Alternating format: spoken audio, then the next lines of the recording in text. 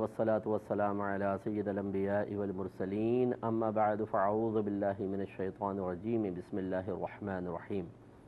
अल्हम्दुलिल्लाह अल हादी प्रोग्राम में हमने जन्नत के मौजू पर कलाम शुरू किया था और आपको मालूम है कि हम किसी एक कुरानी मौजू का इंतखाब करके उससे मुताल्लिक़ा आयात और अहादीस करीमा ज़िक्र करते हैं। अब अगर उसमें कोई गुनाह का तज़किरा होता है, किसी बुराई का बयान होता है तो उससे बचने की तरग़ीब दी जाती है, और अच्छाई का और अमल का ज़िक्र होता है तो हम उसके अपनाने की, हासिल करने की तरग़ीब देते हैं और उसके बारे में अमल की तरग़ीब, इसके साथ किस तरीक़े से इस्तिक़ामत हासिल करनी चाहिए, उस राह में क्या क्या रुकावटें आ सकती हैं, उन रुकावटों को अबूर कैसे करना चाहिए, इन तमाम चीज़ों पर कलाम होता है। तो अभी जन्नत के बारे में कलाम चल रहा था, तो मैंने आपकी खिदमत में गुजारिश की थी कि हमें कई पहलुओं से जन्नत के बारे में कुरान अज़ीम में बताया गया है। कहीं तो जन्नत के इनामात के बारे में बताया है कि उसमें क्या क्या नेमतें होंगी, किस तरीक़े से जन्नती अपनी ज़िंदगी गुजारेंगे, और कहीं इस तरह का बयान है कि इन आमाल की बिना पर जन्नत हासिल कर सकते हैं, और कहीं उन अफ़ाल का और उन आमाल का तज़किरा है कि जो जन्नत की राह में बहुत बड़ी रुकावट है। तो हमें इन तमाम चीज़ों पर गौर व तफ़क्कुर करना चाहिए, क्योंकि हर मुसलमान की इंशाअल्लाह आखिरी मंजिल और आखिरी ठिकाना जन्नत होता है, और वो अल्लाह ताला की रहमत का मकाम है। और समझ लें जो एक दफ़ा जन्नत में दाखिल हो गया, हकीकतन वो अल्लाह की रज़ा पाकर सबसे बड़ी कामयाबी हासिल करने में कामयाब हो गया, क्योंकि रहमत कौनैन सल्लल्लाहु अलैहि वसल्लम के फरमान ज़ीशान के मुताबिक जब जन्नती जन्नत में चले जाएंगे तो एक फ़रिश्ता अल्लाह तबारक व तआला की तरफ से निदा करेगा और कहेगा कि जन्नतियों खुश हो जाओ, अब तुम हमेशा ज़िंदा रहोगे, तुम्हें कभी मौत नहीं आएगी, तुम हमेशा जवान रहोगे, कभी बूढ़े नहीं होगे, तुम हमेशा खुश खुर्रम रहोगे, तुम्हें कोई परेशानी और गम नहीं मिलेगा, तुम हमेशा सेहतमंद रहोगे, तुम कभी बीमार नहीं पड़ोगे। और ये पिछले प्रोग्राम में भी हमारी बात हुई थी कि अल्लाह तबारक व तआला यकीनन इस बात पर कादिर है कि वो हमें हमेशा एक ही हालत में, एक ही उम्र में और मुकम्मल सेहत के साथ और दायमी ज़िंदगी अता फ़रमाए। ये ताहते कुदरत है। उसने इस दुनिया में भी इसके बहुत सारे मनाजिर हमें दिखाए हैं। मिसाल के तौर पर पुराने ज़माने के लोगों की उम्रें बहुत लंबी लंबी थी, और इसके अलावा फ़रिश्तों को आप देख लें, जिन्नात को देख लें, अल्लाह ताला ने पैदा फरमाया, फ़रिश्ते न खाते हैं, न पीते हैं, न थकते हैं, और मुसलसल ये मखलूक ज़िंदा है। इसी तरह जिन्नात हैं, उनकी भी बड़ी तवील उम्रें होती हैं। इसी तरह कई जानवर होते हैं कि जो बड़ी तवील उम्र रखते हैं, और अगर आप डॉक्यूमेंट्रीज़ वगैरह देखते हों तो कई जानवर ऐसे हैं जो मौसम के एतबार से ज़ेर ज़मीन चले जाते हैं, गारों में चले जाते हैं, और 6-6 महीने बग़ैर खाए वहाँ पर रहते हैं। पहले ही खाकर चले जाते हैं और आहिस्ता आहिस्ता उनकी वो ग़िज़ा जो चर्बी होती है वो उनकी ग़िज़ा बनती रहती है, और हार्ट बीट भी बहुत हल्की चलती है, टेम्परेचर भी नॉर्मल रहता है, और फिर जब वो 6-7 महीने बाद बाहर निकलते हैं फिर वो खाते पीते हैं। तो ख़ुलासे कलाम ये है कि ये कोई ताज्जुब खेज़ बात नहीं है और नाकाबिले यकीन बातें नहीं हैं, बल्कि अल्लाह तबारक व तआला ने इस कायनात में अपनी इस कुदरत अज़ीमा के बेशुमार मज़ाहिर पैदा किए हैं। ज़रूरत इस बात की है कि हम इन पर गौर व तफ़क्कुर करें और अपने आप को उस जन्नत के लिए तैयार करें। पिछले प्रोग्राम में हमने जिस आयत का आगाज़ किया था, ये 4 आयात हैं जिनमें अल्लाह तबारक व तआला ने जन्नत के बारे में और जिन आमाल से हम जन्नत हासिल कर सकते हैं उनमें से कुछ आमाल का तज़किरा फ़रमाया था। अल्लाह ताला फरमाता है वसारिउ इला मग़फ़िरतिम मिन रब्बिकुम व जन्नह। हमें मुखातब करते हुए अल्लाह ताला फरमाता है कि ए लोगो, तुम अल्लाह तबारक व ताला अपने रब की मग़फ़िरत की तरफ और जन्नत की तरफ तेज़ी से बढ़ो। अर्दुहस समावातु वल अर्द, उस जन्नत का जिसकी लंबाई चौड़ाई आसमानों और ज़मीन के बराबर है, या उसका अर्ज़ जो है वो आसमानों और ज़मीन से भी ज़्यादा है। उइद्दत लिलमुत्तक़ीन, ये मुत्तक़ीन के लिए तैयार की गई है। इसकी वजाहत पिछले प्रोग्राम में मैं कर चुका हूँ कि ये नहीं है कि यहाँ सिर्फ मुत्तक़ीन दाखिल होंगे, बल्कि बयान बिल्कुल वैसे ही है जैसे सूरह बकरा की इब्तिदा में अल्लाह ताला ने फरमाया कि हुदल लिलमुत्तक़ीन, ये कुरान मुत्तक़ीन के लिए ज़रिया हिदायत है। तो सवाल पैदा होता है कि क्या गैर मुत्तक़ीन इससे हिदायत नहीं पा सकते? तो उसका जवाब यही होता है कि पा सकते हैं, लेकिन हकीकतन कमा हक़्क़ुहु, جیسا اس سے ہدایت حاصل کرنے کا حق ہے وہ متقین ہی حاصل کر سکتے ہیں۔ اسی طریقے سے جنت کے اصل حقدار اور کما حقہ جن کو جنت ملنی ہی چاہیے وہ متقین ہیں۔ اور آپ کو بتا دیا تھا کہ صفت تقوی ایک قلبی صفت ہے، جس کو یہ حاصل ہوتی ہے اس کی علامات یہ ظاہر ہوتی ہیں کہ اس کا ظاہر و باطن اللہ تبارک و تعالیٰ کی فرما برداری میں مشغول ہو جاتا ہے، اور ہم ہر قسم کی ظاہری باطنی چھوٹی بڑی خطاؤں سے اپنے آپ کو روکنا شروع کر دیتے ہیں، اور ایک وقت آتا ہے کہ مکمل طور پہ روکنے میں کامیاب ہو جاتے ہیں۔ ایسا شخص حقیقتاً کہلاتا ہے متقی۔ اور پھر خدا نخواستہ اگر کبھی غلطی سے کوئی گناہ سرزد ہو بھی جائے تو وہ اگر فوراً توبہ کر لے تو وہ متقین کی فہرست سے باہر نہیں نکلتا، وہ متقین میں ہی داخل رہتا ہے۔ اور پھر اللہ تبارک و تعالیٰ نے کچھ اعمال ذکر فرمائے تھے جن پہ میں کلام کر چکا ہوں، لیکن برکت کے لیے میں دوبارہ ذکر کر رہا ہوں کہ الذین ينفقون فی السراء والضراء والکاظمین الغیظ والعافین عن الناس واللہ یحب المحسنین۔ اللہ تعالیٰ فرماتا ہے متقین وہ ہیں جو خوشی میں اور غم یعنی تنگ دستی میں خرچ کرتے ہیں، اور باوجود قدرت کے کہ وہ اظہار قدرت رکھتے ہیں لیکن اپنے غصے کو پی جاتے ہیں اور لوگوں سے درگزر کرتے ہیں، اور اللہ تبارک و تعالیٰ ایسے نیک عمل کرنے والوں کو پسند فرماتا ہے۔ تو یہ چند اعمال کا ذکر کیا، ہم نے آپ کو عرض کی تھی کہ ہمیں ان کو اپنانا چاہیے۔ ایک تو اللہ تعالیٰ کی بارگاہ میں صدقہ یہ تسلسل سے جاری رہے، اور اللہ تعالیٰ کی ذات بے نیاز ہے، وہ کمی یا زیادتی کو نہیں دیکھتا، وہ ہمارے قلوب پر نگاہ فرماتا ہے۔ کوئی اگر خوش دلی سے فرحت قلب کے ساتھ اللہ تبارک و تعالیٰ کے احسانات کو مانتے ہوئے اور ثواب کی نیت سے اخلاص کے ساتھ تھوڑا سا بھی دیتا ہے،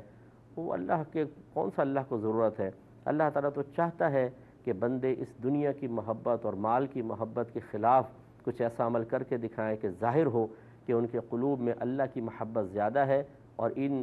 فانی چیزوں کی کم ہے۔ تو اگر جو مال کو زیادہ محبوب رکھتا ہے اور معاذ اللہ اس کا دل اللہ کی طرف کم مائل ہے، تو وہ اللہ کو راضی کرنے کے بجائے مال کو جمع کرتا رہتا ہے اور اسے اپنی ذات سے جدا کرنا پسند نہیں کرتا ہے۔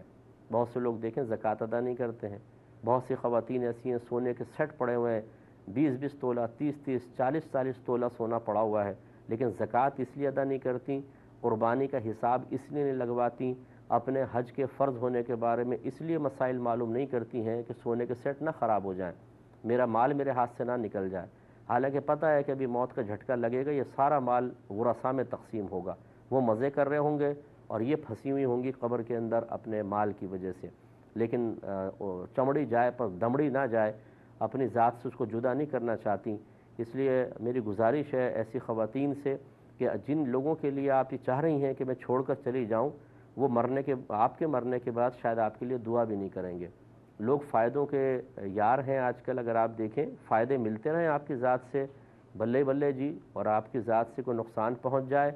یا ان کو پہنچنے والے فائدوں کا سلسلہ منقطع ہو جائے، ان کے چہرے بدل جاتے ہیں، آنکھیں بدل جاتی ہیں، نگاہوں کے زاویے بدل جاتے ہیں، رویے تبدیل ہو جاتے ہیں، تو پھر آپ خود سوچئے کہ مرنے کے بعد کیا ہوگا۔ اس لیے بالکل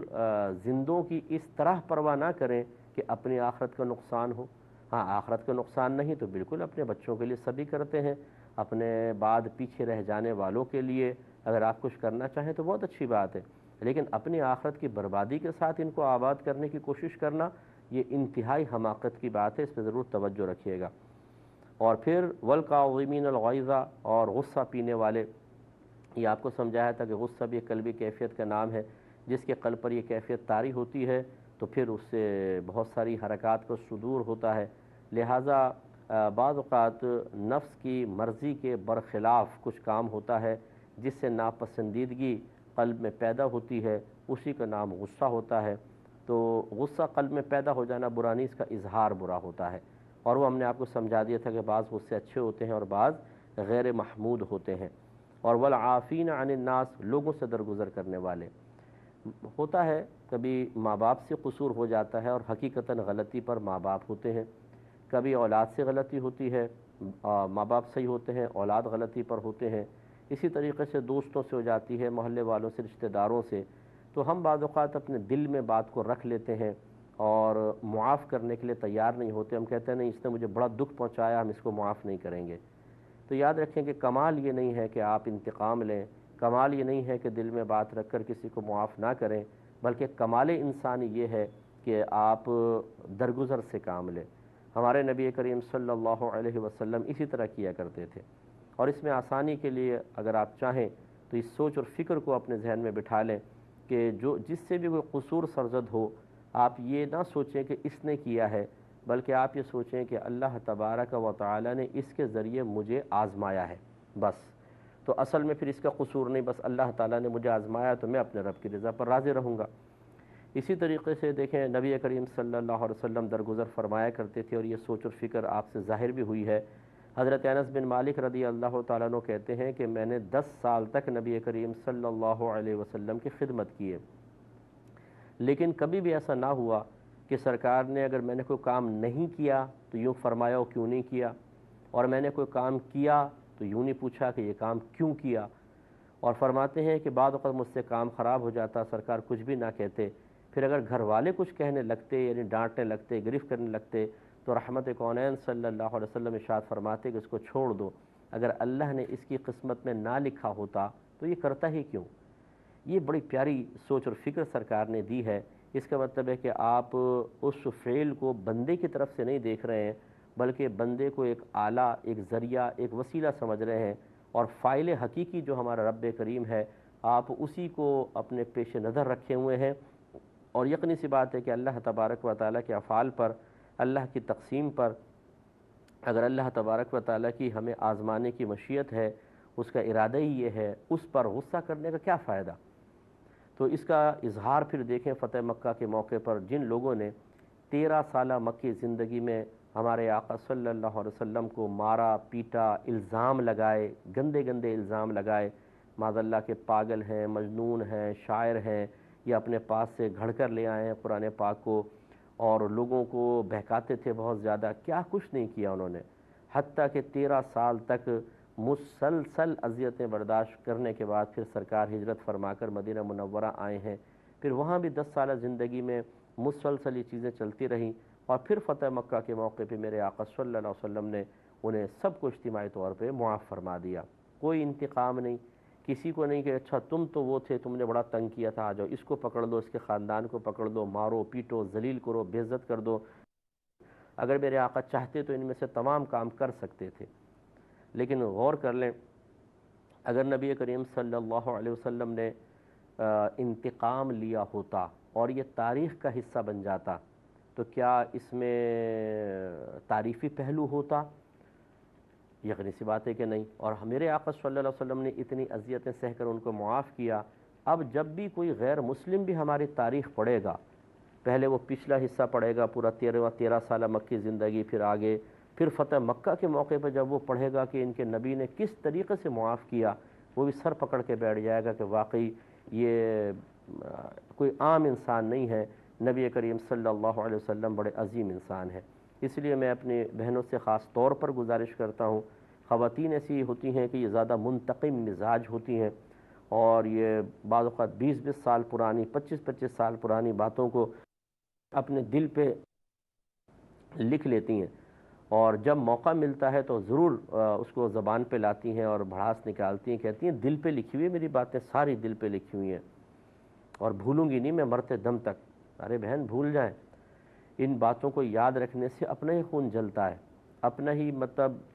ذہن خراب ہوتا ہے، انسان خود ہی ڈپریشن کا شکار ہوتا ہے، دوسرے کو کیا مسئلہ۔ درگزر کریں، معاف کرنے کی عادت ڈالیں، اس سے آپ کی عظمت بڑھے گی، آپ کی عزت میں اضافہ ہوگا، آپ اللہ کے زیادہ قریب آئیں گے، آپ کے نام اعمال میں نیکیاں لکھی جائیں گی، درجات کی بلندی کا سامان ہوگا۔ اللہ تبارک و تعالیٰ اس کی برکت سے آپ کی بے شمار گناہوں کی بخشش و مغفرت فرمائے گا، اور دین اور دنیا کی برکات سے نواز دے گا۔ کیا فائدہ انتقام لینے کا؟ بعض اوقات ایسا ہوتا ہے کہ کسی نے ہمارے ساتھ برا کیا ہوتا ہے، اور ازروع شرع ہم بدلہ لے بھی سکتے ہیں، جتنا اس نے کیا اتنا بدلہ لینے کی اجازت بھی ہوتی ہے، لیکن ہم کوئی لمٹ تو قائم نہیں کر سکتے نا، ہمارے پاس کوئی پیمانہ نہیں ہوتا، کوئی ترازو نہیں ہوتا۔ اگر 2 باتیں اس نے کہہ کر میری دل آزاری کی ہے، اور میں چاہتا ہوں میں بھی 2 باتیں کہہ کے دل آزاری کروں، تو اس کی دل آزاری بالکل میری قلبی جو میری دل آزاری ہوئی ہے اس کے برابر ہوگی، اس کی کیا گارنٹی ہے؟ یہ ہو سکتا ہے کہ میں اس کو زیادہ سخت الفاظ کہہ دوں، میں اس سے زیادہ اس کو برا بھلا کہہ دوں تو پہلے وہ ظالم تھا، لیکن جب میں نے اس ضرورت سے زیادہ اور اس کی تکلیف سے زیادہ اس کو تکلیف دے دی تو اب میں ظالم ہو گیا، وہ مظلوم۔ تو انتقام لینے میں یہ بڑا خطرناک معاملہ ہوتا ہے۔ بعض اوقات ہم نے دیکھا ہے کچھ خواتین ہوتی ہیں، وہ گھر میں آئیں، میاں بیوی کی لڑائی کروا کے چلی گئیں، تو وہ خاتون کہتی ہیں اچھا اس نے میری لڑائی کروائی، اب دیکھو میں کیا کرتی ہوں۔ وہ بعض اوقات پھر ایسا گیم چلاتی ہیں خاندان کے اندر کہ دوسری کو طلاق ہو جاتی ہے، کہتی ہیں دیکھا اس نے میرے ساتھ کیا تھا، میں نے اس کے ساتھ کر لیا۔ لیکن سوچئے آپ کا تو گھر بسا ہوا ہے، آپ کا تو صرف تھوڑی سی لڑائی ہوئی تھی، شوہر برسا تھا، گرم ہوا تھا، ساس بدزن ہوئی تھی، لیکن آپ ابھی بھی زوجیت میں ہیں، آپ کا گھر آباد ہے، لیکن آپ نے دوسرے کا گھر، دوسرے کا آشیانہ برباد کر کے دو خاندانوں کو دشمن بنا دیا، ان کے بچوں کو خوار کر دیا۔ اب بروز قیامت آپ اس کا حساب کیسے دیں گی؟ اگر آپ وہاں جا کر یہ کہیں گی کہ اس نے میرے ساتھ برا کیا تھا اس لیے میں نے ایسا کیا، تو پھر اللہ تبارک و تعالیٰ ترازو کے پلڑوں میں آپ دونوں کے ظلم رکھے گا۔ اس نے جو کچھ کروایا وہ رکھا جائے گا، اور جو آپ نے کارنامے کیے ہیں وہ ایک پلڑ میں رکھے جائیں گے۔ اب میں ایسی بہنوں سے پوچھتا ہوں، اب دیانتداری سے سوچئے گا کس کا پلڑا بھاری ہوگا اور کس کا ہلکا ہوگا، قصور کس کا زیادہ ہوگا؟ کیا آپ اس کو بہت معمولی سمجھتی ہیں کہ آپ کسی کے گھر برباد کر دیں؟ اور یہ یاد رکھیں کہ یہ مکافات عمل ہوتا ہے۔ آپ کسی کی بچی کو طلاق دلوائیں گی تو پھر یہ ہو سکتا ہے آپ کی بیٹیوں کے سامنے بھی آئے، آپ کی بہنوں کے سامنے آئے، آپ کی نسلوں کے اندر یہ چیز چلے کہ آپ کی اولادوں کو طلاقیں ہوں۔ اس لیے اللہ سے ڈرنا چاہیے، اور معاف کر دینے ہی میں عظمت ہے، انتقام لینے میں کوئی عظمت نہیں ہے۔ دیکھیں اسی لیے اللہ تبارک و تعالیٰ قرآن عظیم میں تعریف فرما رہا ہے ان لوگوں کی، اور یہ متقین کی صفات میں ذکر فرما رہا ہے۔ اور جو چیز اللہ تعالیٰ کو اتنی محبوب ہو، یقینی سی بات ہے وہ کوئی معمولی تو نہیں ہو سکتی، اس لیے ہمت کرنی چاہیے۔ آپ میرے لیے بھی دعا کریں، اللہ تعالیٰ مجھے بھی معاف اور درگزر کرنے کی توفیق عطا فرمائے۔ میں آپ کے لیے دعا گو ہوں، اللہ تعالیٰ عمل کی توفیق عطا فرمائے۔ آمین۔ وآخر دعوانا ان الحمد للہ رب العالمین۔